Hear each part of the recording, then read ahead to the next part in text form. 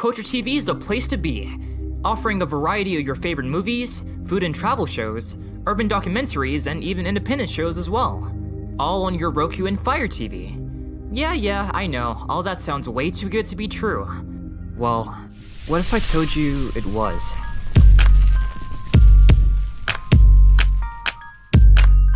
You know what really makes me laugh? I used to think that my life was a tragedy.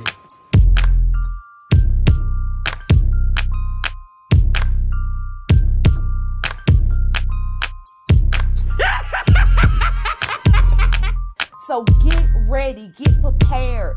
What do you have to do? Do you have to read some books? Do you have to work out a little more? Do you have to meditate a little more?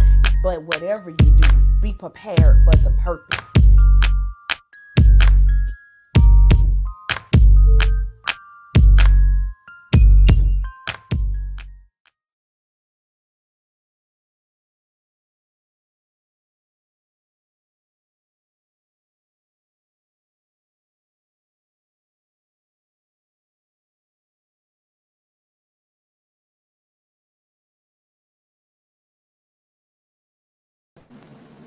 Hi. It is Monday, Men's Monday. Oh, we didn't forget about y'all. We did not forget.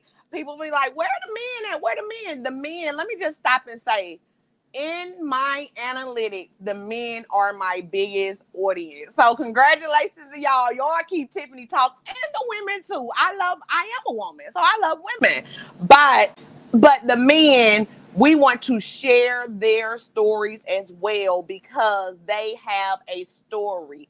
And tonight, I have came to, first of all, this story everybody wants to hear. I remember watching this young man on TikTok and was like, wow, there's so many things in his story that can encourage and inspire someone else. Like, it inspired me. I was like, keep going, because sometimes the human side, we want to look at all the things we've been through. But as a proverb says, there's always someone who's been through more than what you've been through. You might think you went through a tough time, but there are people. But it is not about how the story starts. Tonight, we're going to tell you how this story is going to end and how it keeps going. It ain't ended yet. It's going and going and going like the rabbit. So tonight, I have brought Denzel Bledsoe. His story went viral on TikTok. And I remember before it even went by, I was like, he has an excellent story. Hey, come on over here and let's tell real stories, because this is where real conversations are happening. And I need real people with real stories, okay? And I didn't disappoint you tonight. So without further ado, let me introduce you guys to Mr. Bledsoe. How you doing? Thank you so much for having me. I'm so excited. Oh, yes. I mean, because we was only supposed to do this a month ago and the whole system went down. Yes, right? Facebook shut down. The world went crazy, right? The world went crazy. And I'm just so happy and grateful that you came and you thought enough of Tiffany Talks to say, yeah, I'll share your story with you, because I was like, I'm into it. So just tell us where you're from and, where you're from. So originally I'm from Maryland. I'm from a little small county, and I'm not sure if people are familiar with it. I'm from Caroline County. I don't think anybody's familiar with it, but we're like, everybody knows Baltimore, right? So we're on the other direction, on that side of the bridge from Baltimore. We're like the countryside of Maryland, but I'm from a awesome small town, awesome small family, and it's a lovely place to be from. And right now, currently, me and my family, we live in Delaware right now. So we have taken a 45-minute to an hour commute. So we're not living in Maryland anymore. We're officially, we have Delaware license and things like that now. But we will always be from Maryland and from our little city, Caroline County, Ridgely, Maryland, to be exact. Wow. So, what really interested me in your story is not about, it was about the things you went through, the labeling, things that people talk about, but they don't know the significance of. You even, and I'm not going to go to, I'm going to lead you where I want you to go, because it's a lot of parts of your story that people be like, what? Wow, you know, I you talked about, know. you know, you've talked about some things, not only discriminated in the school system and education, you talked about being improperly touched as a male, and most people look at females like just protect your girls, but I'm here to say protect your boys too. So just give us a little backstory what led you on this road to this awesome clothing brand that builds confidence. How, like, who was Denzel as a child, and how did you grow up? The story that you gave you know, us on TikTok. Yes, yes. So let me break this down, right? So when I was born, it was just me and my mother. My father, he decided, he didn't want to be a part of my life. I don't know, what kind of situations him and my mother had, but I know as far as being a part of your child's life, I always told myself, I would never let that happen, because when you grow up, that really affects you in the way you do things, especially, being a man and not having that identity to look up to, it really, really affects you growing up. So it was just me and my mom, and me and my mom are also, we working on a book, right? We're working on a book. We're going to get working on a book, because she told me her story when she had me, like, and I'm gonna go ahead and share this because it's just it's a powerful story. Share it. So my mom was pregnant with me, right? And she just had me. I believe she told me she was like a week and a half or 2 weeks just having me. And my dad, he was supposed to, go out and get me some milk.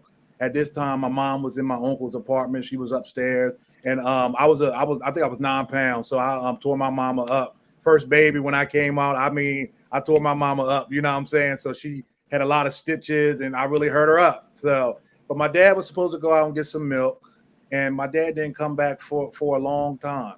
So my mom is there with me, and my dad's out. I think she might have said, I believe she said it was like 9 hours.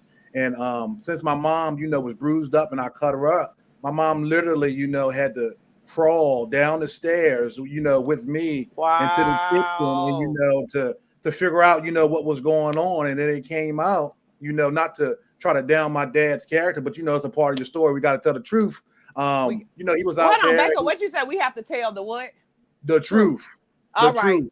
No matter how much the truth hurts, we have to tell the truth. To tell it. And my mom, this is a powerful story, and this is how we're going to start that book off. And she told me, she let me know, like, the reason, your dad didn't come back with the milk, he got sidetracked. So, he was cheating on my mother while I was in the house a couple weeks old. And that's how we're going to start off that new book. And that's how that story started off with me when my mom first told me as a young adolescent. And I thought that was kind of so powerful, because any other child, I feel like, that didn't have any kind of hope, they would have, when they grew up, they would have just kept thinking about that, and they would have just quit on life. You know what I'm saying? And I'm just so glad my mom shared that to me. So I just wanted to share that part, because I thought that was, extremely powerful. But anyway, back to the story. No, that was a powerful, because it lets you know that you have an assignment on your life. Like, it's been, you've been dealing with strife even in infancy. And that's what people don't even know. When you're an infant, you can, so keep going though. Let's go. So to go back, so it was just me and my mom. Just like, I want to break it down like the TikTok video did. So it was just me and my mom. I had my grandmama around. My granddad was around. They helped my mom tremendously. But it would start out with just me and my mom, Section 8 apartments, living paycheck to paycheck. My mom, I think my mom told me she was making, like $13,000 a year on food stamps, everything. We just really trying to make it. And at that age, that was probably one of my worst stages as a youth, because I was picked on, I was teased, I was always talked about. Kids, they used to tell me, they used to make fun of me because I used to be scared to talk to the girls. Mind you, I'm like 4, 5, 6 years old. And it just was a terrible, terrible time. And I'd never really had nobody to look to, because it's like, I always wanted my dad to be around, but he just never was around. And it always, played with my mental, like, oh, he didn't want me, so nobody's going to want me. It was insane, right? So then after that, right, I'm still there with my mom. We still grinding out. Mind you, too, my mother told me, I'm sorry, I got to go back to the story. My mother told me, I was supposed to be an abortion. So she told me that. So she said that she really was considering, aborting me. And for some reason, she said it never lined up. So she just decided to have me. And I just think, that's nothing but the grace of God, honestly, Yes. Yeah. So back to the story. Anyway, I don't want to give too much of the story, but I was just crushed as a child when I was with my mother. I remember I saw my dad one time at the playground, and I ran over there to him like, "Hey, Dad, what's going on? Let's play, let's play." He did that same thing. "Hey, son, hold on, I'm gonna come right back." And yeah, I know. He went off, to be with some type of female, and I remember standing there in the rain at the playground.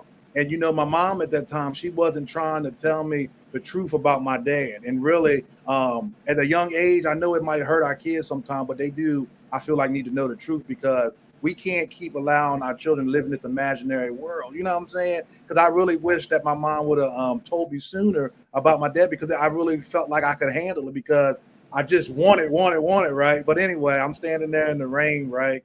And he left, and I'm just standing there. I'm real upset. So my mom comes over to the umbrella, and she's like, "Come on, Denzel, let's go in the house. Come on, Denzel, let's go in the house. He'll come back at a sooner time." So at that moment, it really messed with me throughout my whole middle school, elementary, high school, because at that moment, I'm like, I can't trust anybody, and everybody that says they're there for me, all they're going to do is leave, because like, that's my father. If he's leaving me, everybody going to leave me, right? So, years go on. I'm starting to feel myself. I won't never forget it. I'm in 5th grade. I'm starting to feel myself a little bit. I'm getting older. We ready to go to middle school, and this was my first time I encountered, a teacher that really, really, really, really had it out for me. And it was in 5th grade, and I explained this a little bit on my TikTok. Like, I will never forget it. For some reason, every time I came in the classroom, since I was taller and bigger than all the kids, she always used to look at me like I'm a threat. Like, I used to not do anything. "Hey, Denzel, today you sitting over here." And I'm like, why am I sitting over here? You sitting over here just because I want you over here. You's doing this, you were doing that. But it was this one instant, right, where my grandma was a teacher. She taught for like 35 years. She's dead now, but she's taught for like 35 years. And she gave me these new pack of pencils. And I won't never forget it. I had these pack of pencils. And at that time, I loved pencils and pens, right? I loved it. So I went to the classroom with the pencils. Teacher had the assignment. I pulled the pencils out. There was a student next to me. He was like, "Hey, these are my pencils." I'm like, "Nah, my grandma bought me these pencils. These aren't your pencils. These are my pencils, whatever." So he raised his hand and told the teacher. The student was white and the teacher was white also. So he raised his hand and he told the teacher, said, "Hey, Denzel took my pencils." She said, "Are these his pencils, Denzel?" I said, "No, my grandma bought me these pencils." So she said, "Since he thinks that these are his pencils, we're going to go ahead and give it to him until we can confirm that they're your pencils." So that right there crushed me. I mean, when I say it crushed me, it made me feel like I wasn't worthy to have good things. That's how I went from that situation. Like, it made me feel like even on Christmas and stuff, like, "Oh, you're not worthy of good things. You couldn't even get a good pack of pencils. Nobody believed you for that." So it just really had a huge effect on my mental even at that age. And then this was a huge one that had an effect on my mental. Growing up with a majority white school, it's a lot of racism that happens in the schools that at that time a lot of teachers allowed to happen, even though a lot of teachers could have prevented it, and they didn't in my case. You know what I'm saying? So not to make the story long, but I had an incident where the boy called me the N-word, and he spit in my face after he called me that. Yeah, he spit in my face after he called me that N-word. So basically, of course I defended myself and I punched him in his face. And the teacher, she brought me out in the hallway and she said, you going to the office, such and such, you always doing this, you just nothing but a big bully, such and such. And I try to, explain to her, hey, he called me the N-word and he spit in my face. That's why I hit him, such and such. And she looked at me, I won't never forget it. She looked at me dead in my eyes. I was in 5th grade. She looked at me dead in my eyes and said, only people that get mad for somebody calling them the N-word is because they are one. Now go to the office. And I walked down that office and I was crying at that time. She was laughing. Of course, I tried to tell the principal at that time in the elementary school. And You know what? He I feel like saying, what is her name? Like, I'm just I like, know. but no, like this, I just want to, because just take a moment to grasp what you're Yeah. saying. You know, I've been through my own things when it comes to school. I've heard people's stories. And what we don't realize, these children have to become adults. They're going to remember. They're going to remember. They're going to remember. And that's the part. And that's why I commend you for telling your story. Definitely. It's so inspiring because you have a lot of broken pieces, but it's like God mending them together. Keep going. Don't let me stop you. Oh no, thank you so much. So like I said, I went to the office. That principal didn't believe me, and from there I went on to middle school, and from there is where my book, Wickedness in High Places, A Cry for Help, was actually birthed in that middle school. And when I say, I was in a very, very demonic system for 3 years. And when I say, when you get the book and read the book, it explains everything. But it's like, even the way the enemy set it up, that same teacher from 5th grade followed me, kind of, I felt like, to 6th grade. I look up, she's my 6th grade teacher. I look up, I'm coming into a fresh middle school, and people looking at me sideways because you got this teacher telling everybody, he's the trouble child. That's him. He's the bully. He's this. He's that. And like I said, I said it in my book, and I say it in every interview I'm on. I was taught respect. Like I was taught respect, and I always respected anybody that was in front of me, even if they didn't show that respect. You know what I'm saying? So that's where my book was birthed in middle school. And there, it wasn't even. And it was, the sad part is, it wasn't just me that got the treatment. It was a lot of people in middle school that got worse treatment than I did.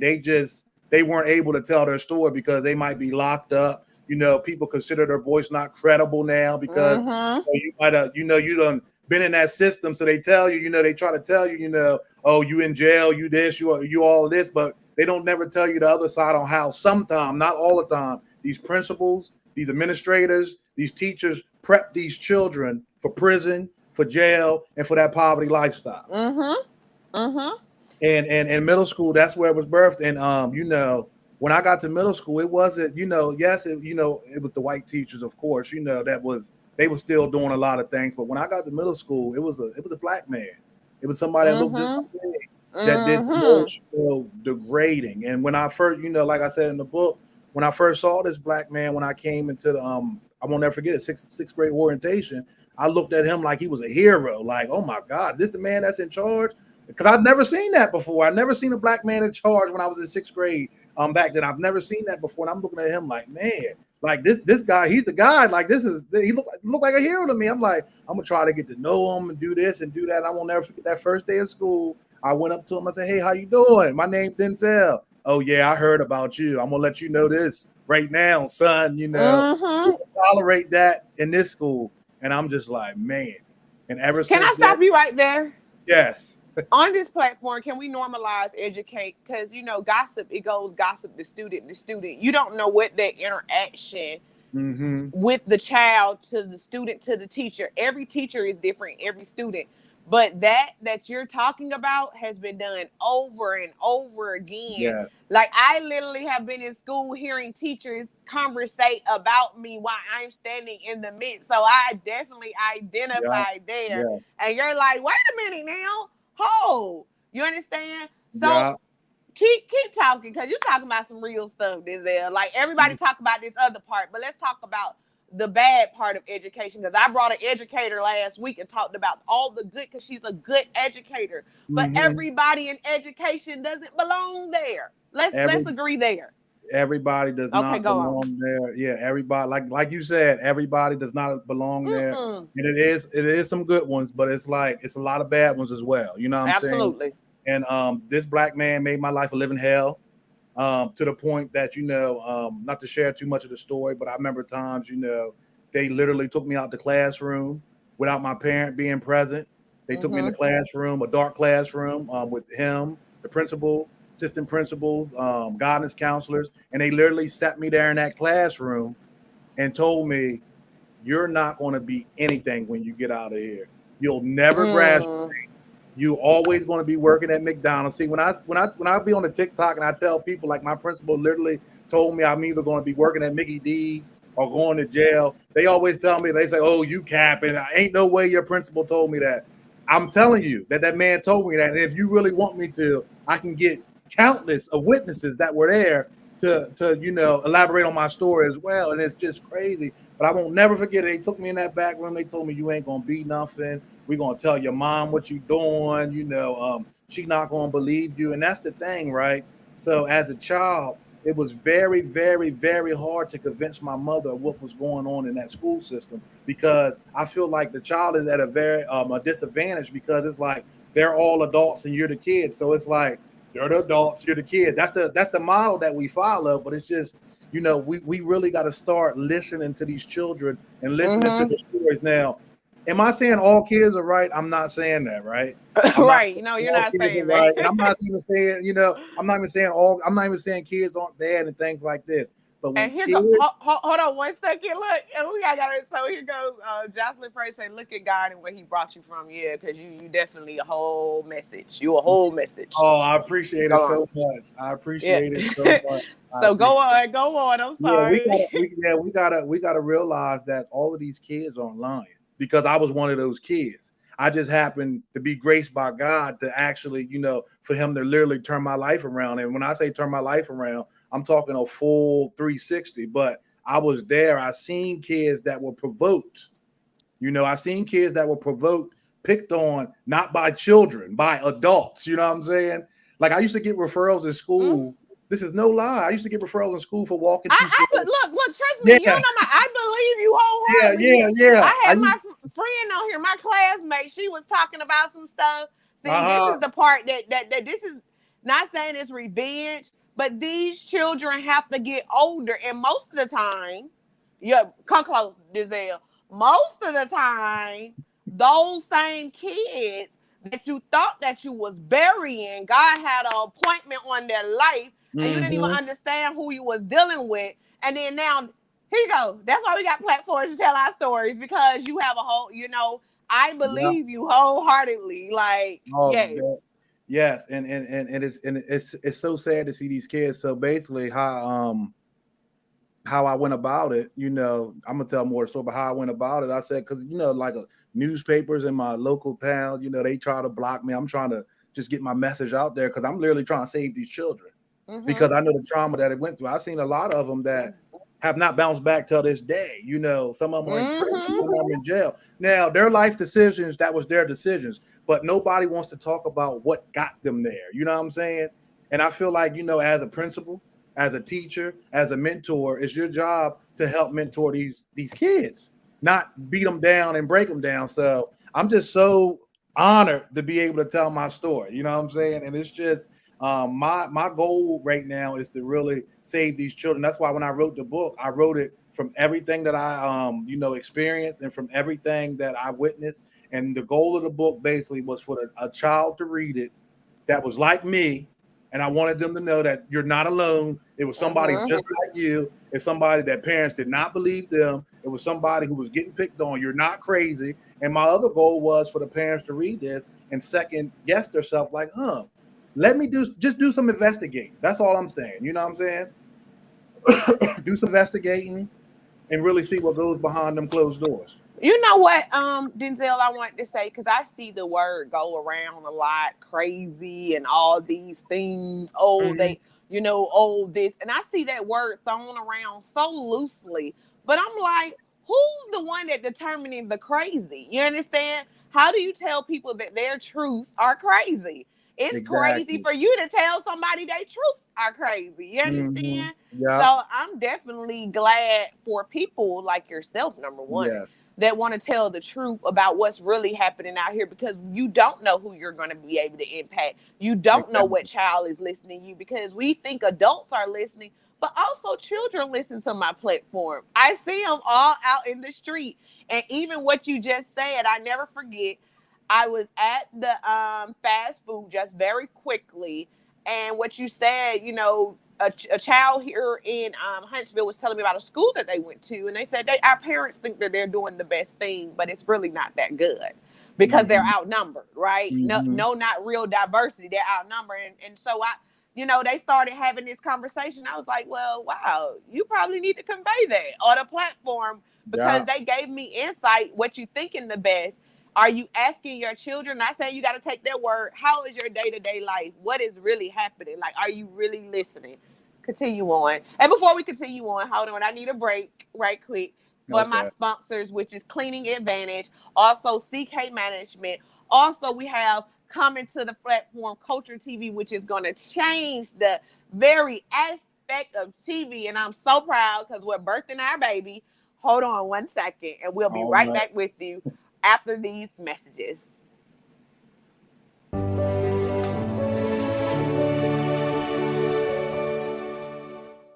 Culture TV is the place to be, offering a variety of your favorite movies, food and travel shows, urban documentaries, and even independent shows as well. All on your Roku and Fire TV. Yeah, I know, all that sounds way too good to be true. Well, what if I told you it was?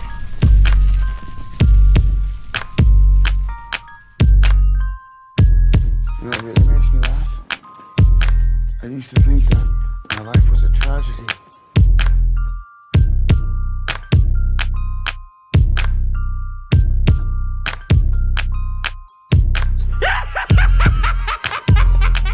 So get ready, get prepared. What do you have to do? Do you have to read some books? Do you have to work out a little more? Do you have to meditate a little more? But whatever you do, be prepared for the purpose.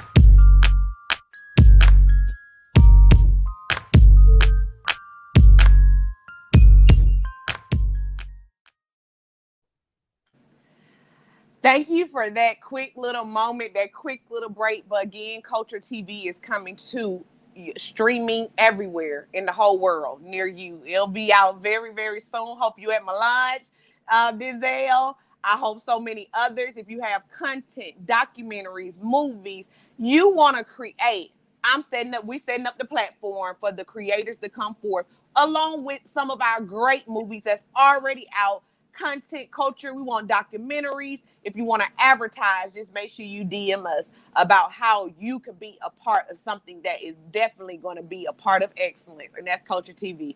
So back to you with Mr. Denzel Bledsoe. If you're just tuning in, this guy has went viral on TikTok with his story of triumph, of how he came from one spot, how he just kept going, and he's a witness that it doesn't matter where you start, it's about where you finish.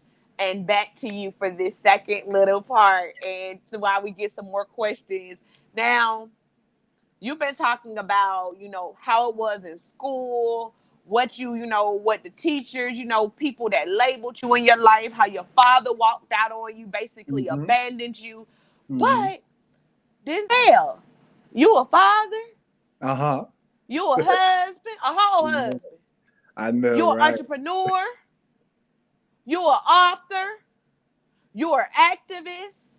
You're a leader, servant leader. Because if you're telling your story, you obviously want to encourage somebody. Let's agree there. Yes. Okay, you're using your vulnerability to just be brave, because it takes a lot of courage to tell the broken spots of you. Because on social media, so many people want to put up this perfect picture, and there's no perfect picture. No, you're right. What are you doing in the community? Tell us about your clothing line. Tell us about your book.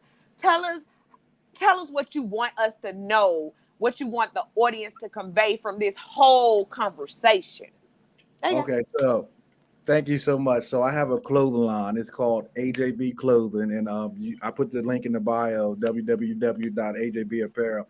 And basically, I made a clothing line because the way I felt, I didn't want anybody to feel like that. Big, small, short, little, it didn't matter. So I made a clothing line basically to make you just feel popping. I want you to feel confident. I want your self-esteem to be like, oh my God, like when I put this on, I feel fly, like I'm taking my picture. It don't really, because like you said about this social media world, right? They got this image that they think you should look like, and this image that you think you should be, when reality is, the best image of yourself is yourself. You know what I'm saying? So I wanted to make a clothing line that people just loved and adored. And I wanted to do that at the same time and promote, the message of love through Christ. You know what I'm saying? And the message through Black awareness. I wanted people to wear my apparel and know like the Black injustice, that happens in America today. And I'm mixing all of that in a pot, Black injustice with Christianity, and I'm mixing it all in the pot. And this is what I got, AJB Clothing. And it has been an awesome 4.5 years. I started this 4.5 years ago. It's named after my grandmother. Actually, that's who I named it after in her honor. And it's just been an awesome ride. And then for my book, I've never like when it comes to the books, every time I talk about it, I'm still like in amazement because, like I said, the teachers that I endured, like if they saw that I wrote a book, a couple of them have seen it, and they got that. Like, oh my God, what is he going to say? What is he going to say? I'm not going to say. Especially when you see the book and you see what is he going to say? Oh my God, what is he going to say? Because I seen a couple of them, purchase that I knew they was in this book, and I'm just looking at it like, okay, I want to see how I want to see how this goes. So I wrote 2 ebooks. My top selling ebook is this ebook we're talking about, wickedness in high places, and I'm basically talking about that public school system, how I was bullied, how everything they told me I literally reversed, and that has been my top selling ebook. And I did that independently. I published that myself. We we have sold over 1,500 copies, and we're still awesome selling till this day. I think we released it April 2020. I released it in the pandemic. Actually, that's when I really had time to sit down, and ever since then it has just been going and going. And TikTok has just, I'm just sharing the story, and I'm sending everybody to the book because I want people to know, how I got out of that situation and what signs to look for. And I also got another ebook that I talked about. It almost killed me, and it was basically me talking about the aftermath after my best friend got murdered, and how anxiety and depression just literally took over me to the point one day I was literally thinking about and driving, thinking about like just ended it all. And I got an ebook right there. It's just strictly for mental health. It's not a long ebook. It's literally just. And I just want to commend you on that, because I don't think we take men mental health as serious. And it's like, oh, if you're saying something, you're a crybaby. But and then at the same time, it's those men that don't feel like they should talk, and you're asking them to talk because of what has been said in the past about whatever. And let's just leave that now. Everybody has a right to feel. Yes. Everyone has a right to feel. Everyone has a right to be heard. Everyone has a right to be loved. And if you cannot find those people, if they're not around you, you need to ask God to send them to you. Yeah, that's it. That's what I have. But commend you. And you're right. We really don't talk about mental health enough, especially when it comes to men. And we really don't talk about the traumas that we went through. And I mean the trauma when my best friend got murdered, and even when my grandmom died. That's a whole totally different story. But she died of the dementia, and I was took care of her last 2 years. And sometimes I would wake up and she would be laying at the door on the floor, and I would have to pick her up and put her on. It was trauma. I mean, I was like, at that time I was going to sleep. I was popping pills so I can go to sleep, or I was getting drunk so I could go to sleep, trying to escape that reality. Depression is terrible thing. And it is. Just like, I noticed, when you talk about it and you tell the truth, it releases you, and that's what I was just trying to do. I want people to know that. Say it back. Say that one part right there. When you tell the truth, it will do what to you? When you tell the truth, it releases you.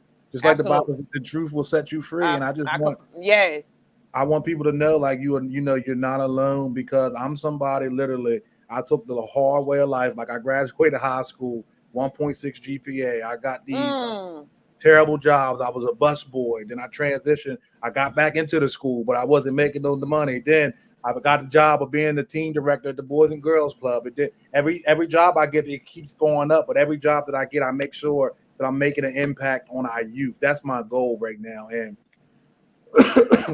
that's just going to be a goal, because we gotta start there with the youth. And even I'm even noticing a lot of parents that contact me. I mean, we all really need to just sit down and get these issues resolved, especially starting out with our school system. So, like the ebooks, I never in my life planned on writing an ebook in my life. Like, I hate writing, I hate reading. I've never in my life even thought about it. But I sat down one day, and it's just amazing what God can do. Right. Miss Cheryl Monroe said, look at God. She's definitely going to check out your AJB apparel, clothing with confidence, honey. I like to feel confident. Like, I like to wear shirts that, when you look in the mirror, you be like, yeah, girl, go, So I definitely love the movement of that. Wear things with purpose in them, in everything, So, you're talking about the youth and all the things. What can we look from Denzel producing for us in the future? Like, what can we look for some of the things? You ain't got to tell us everything. You already told us about your mom. I'm going to have her back too. You and your mama about her book. But what else can you look for? So what we can look for, so a lot of people have been asking me, for a part 2 for Wickedness in High Places. And I am making a part 2 for Wickedness in High Places. It's going to be an ebook. It's a part 2. It's called Wickedness in High Places. They paid you to oppress us. So I'm definitely going to get into, that paycheck and, them paying you to basically degrade us and make us feel like we're not nothing. I'm going to be doing a huge, in 2022, I'm going to be doing a huge business conference. And I'm going to be doing a huge business conference with different businesses. And I haven't really got a name yet, but basically the name I'm thinking about doing is called, what was it? It was... Don't say it. Don't say it on the platform. Keep your look, that's the business side of me. No, keep your names. If it ain't in writing, keep it for yourself. Let me go on and hide it for you. You know what I'm saying? He coming with a business. He told y'all he coming with a business conference. And I'm gonna give you a little snippet of what we'll be doing, right? So basically what we'll be doing, I noticed when I first started off in business, like I said, my confidence was low. I didn't know what I was doing. People was taking advantage of me. So basically what we're going to be doing, we're going to be rebirthing, myself included, because I'm not excluded. We're going to be rebirthing our businesses and really seeing, where our business is supposed to be. So we're going to pull in people, that have already got this mastered in their own arena. We're going to be pulling in these people. We're going to come in and we're just going to grind this thing out. Right. Yes. And then Miss Monroe said, I'm definitely making an impact with the youth. Yeah, that's strong. Outreach has always been, I'm not really enticed with the people that just have stories for themselves. Yeah. I have people because your life is not your own. So when I look at these guests now, it used to be at the beginning of Tiffany Talks, let's put some entrepreneurs on here, networking their business, but it's not about that no more. Let's put some people, not just entrepreneurs, people with great stories who are making a difference. Yeah. What did I say? A difference within our community, a difference within our algorithms of life, a difference in the vibration that sits around themselves.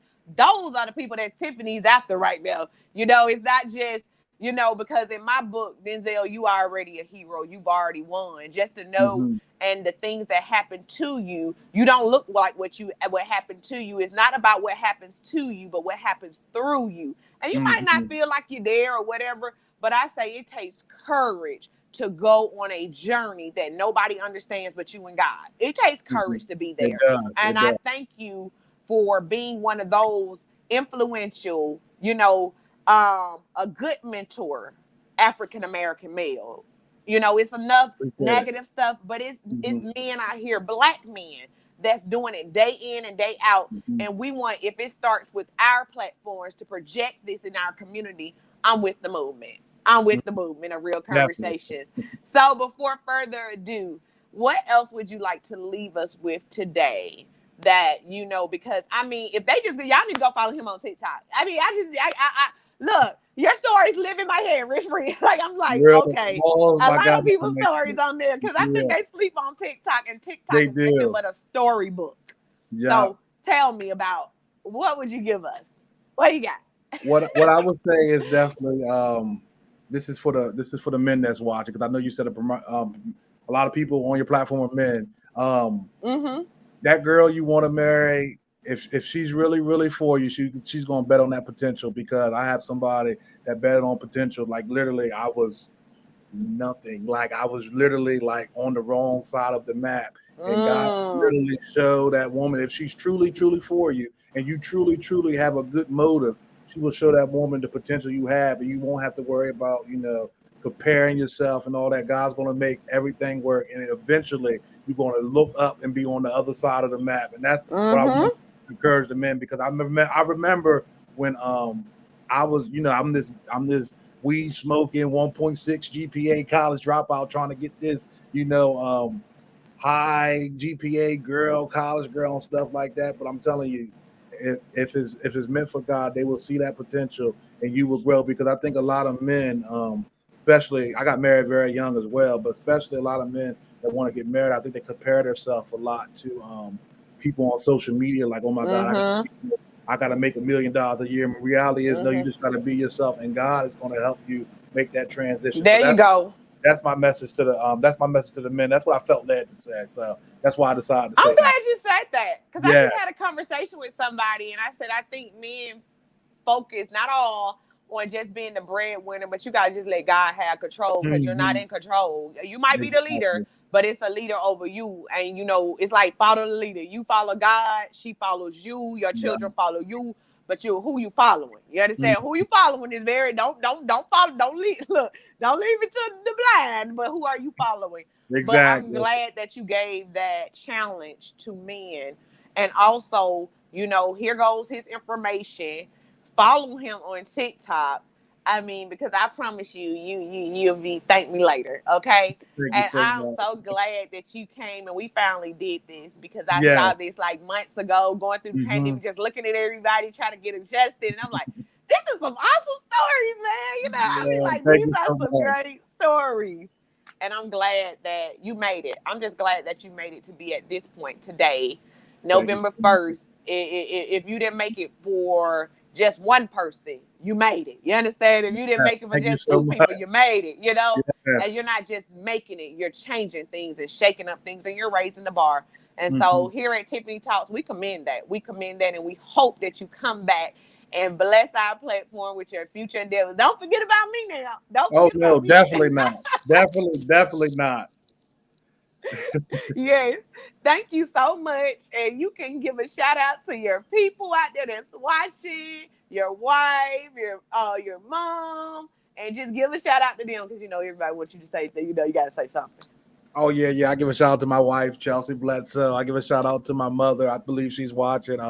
Trina Ringo. I give a shout out to just everybody that's trying to win. You know what I'm saying? So I'm giving a shout out to all the winners out there and all the overcomers. Story of the overcomers. The world needs to hear it, on Tiffany Talks. Yes. That's what you said. Overcomers, honey. I'm with the overcomers. So thank you so much for blessing this platform tonight, Denzel. Please, blessings on your whole movement. I know you're gonna go so far. And we're gonna keep supporting you along the way, one day at a time, one person at a time. We can all reach somebody, but we must tell our stories. And like Denzel Bledsoe said, the truth will set you free. Set you free. Get set free. Thank you, Denzel. Thank you. One more time for his website. It's been another Tiffany Talks. Oh, yes, I enjoy this. I enjoy listening to real stories with real conversations with real people. And not only are they telling you that they were a victim, they weren't a victim, they were a victor. They were a survivor in their stories. You can always get a real conversation here, where you are definitely a part of the conversation. Happy Men's Monday.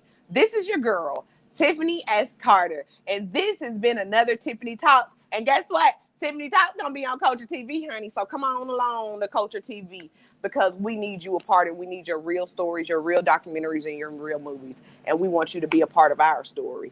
And thank you so much for supporting me. Go subscribe to my YouTube channel and share this video.